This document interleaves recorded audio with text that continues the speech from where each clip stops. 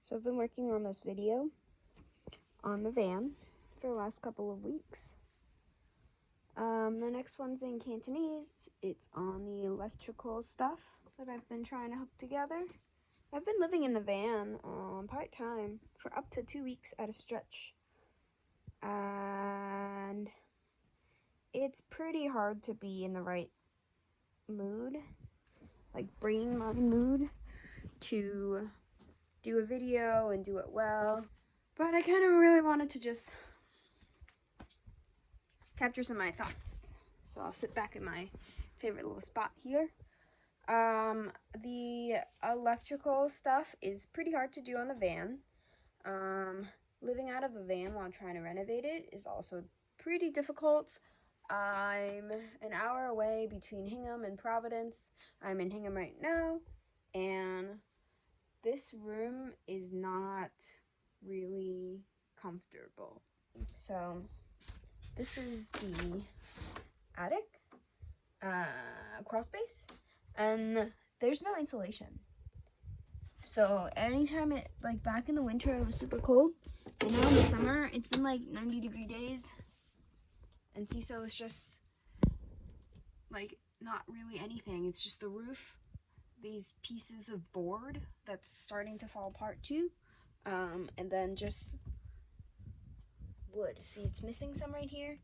That is just the panel. So there's no insulation. It gets so hot. And why is that important? That's important because I think, like many other people out there, like this is kind of where you have to start. I don't know, like we don't just have cushy, comfy lives and as much time as we want to do the things we want. And some people have asked, like, why don't you just rent a place? Why don't you just live in one of your apartments? And I guess the answer to that is I am afraid that I don't want this enough to do that. If I'm comfortable, then I'm not going to be motivated enough to keep working on the van. Or on the flip side, I like it so much doing this stuff, working on the van, that it is worth the discomfort. And also, like, this just is, I guess my mindset is this is the reality of it. And why am I recording today? So today, I worked on the van. I have this long list of all the things I wanted to do. It's already Sunday evening. I have tomorrow, and I've got life stuff. I have a friend's wedding, which is important to me, that I need to go to. And I need to prepare. Once I leave Hingham, then I might not come back until I need to go to New York, drive there to attend that wedding. And that's kind of what van life is about, I suppose, or living minimally. It's just being able to plan ahead and be prepared. And I think the parallel or the analogy is, I think, same for trying to chase your dreams, trying to do what you really want to do. It'll take planning, it takes sacrifices. I updated the spreadsheet of all the time I've spent 150 hours on the van as of last week. So that's a lot of hours. And I've gotten to the electrical portion so far. I tried to hook up the fridge. I've had the fridge for the last week or so. The electronic components keep moving around because I'm trying to figure out exactly where I want what. And of course, like, I had to go get gas today. I still have the copper wire that I have been using to go to the DC charger. The battery keeps fluctuating when I try to measure it with my multimeter. I was gonna go run to the dump too. And I go out there. I am looking at the ceiling, and I see under the hood of the van, I see smoke just start like coming out, and I was like, okay, oh boy, oh boy, oh boy.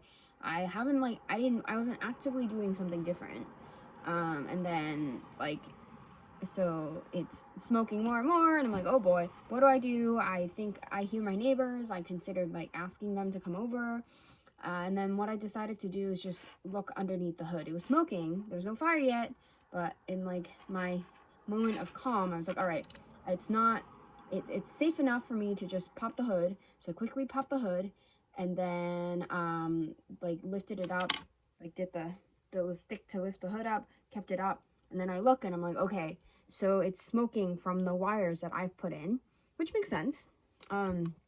Still, it was like, okay, I gotta stop it. I was like, all right, grab my tools. I go and see, okay, so inside the cab, everything looks to be okay still. So why don't I grab the cutters to cut the ground wire? I was like, okay, the last thing I did was the ground wire. The other thing I could do is I could unscrew. Basically, my thought was if I disconnect my house battery, it should stop. That's like a safe bet. So I go and grab my pair of like wire cutting pliers. I go ahead and cut the wire, the copper wire, which is tied to the frame of the car right now, and then the smoke seems to have died down. So, man, so not bad. So even though it was a crisis, even though it was a little bit of an accident, it wasn't terrible. Of course, I don't really condone little accidents like this. I wish I could have been even safer. The things I shouldn't have done is, I think I shouldn't have left the wires in the car with the open ends. The ends were open. I still am not sure what it was. So something about me grounding it, or something about something. Yeah, so maybe you guys can tell me, was I wrong in trying and then kind of causing a little bit of an accident? Or was that really okay? Because I'm learning so much. I'm learning how to change things. I'm learning, I don't think that's the right phrasing. I'm learning all of the everything that I need to know to try to hook this up together. I'm learning how much work it is. I'm learning like how mentally taxing it could be. I'm learning how rewarding it is. I think I'm trying to losing my train of thought here a little bit. I think what I mean to say is we can all kind of stay in our lanes, like at jobs, and with everything going on in the world, it's so easy to just say, fuck it, like literally forget it. It's not worth trying. And sometimes I feel that way too. It's like, why am I putting myself through this? It's a lot, and people could get hurt. Like, maybe the better thing to do is just to not try.